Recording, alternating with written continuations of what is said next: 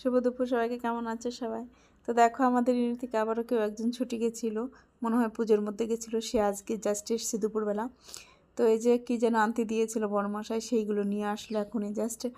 তো আমার পছন্দের খাবার হচ্ছে রসগোল্লা, আর মেয়েদের পছন্দ হচ্ছে কালাকাঁদ, সেইগুলোই এনেছে। আরও অনেক কিছু এনেছে, সেগুলো পরের ভিডিওতে দেবো, কারণ একবারে এক তো মানে 2 মিনিট লম্বা ভিডিও হলে কেটে কেটে যায়, যার জন্য আমি ছোট ছোট করে ভিডিও করে শেয়ার করছি।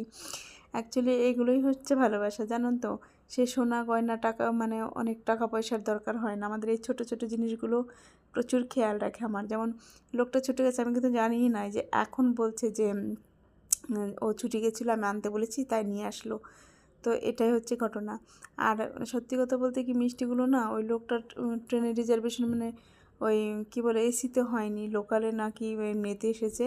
তো মিষ্টিগুলো সিঁড়ে আনার কারণে একটু টক টক হয়ে গেছে, যার জন্যে যে আবার এই সিঁড়িগুলোর থেকে একদম চিপে চিপে মিষ্টিগুলো আলাদা করছি, হালকা একটু টক হয়েছে।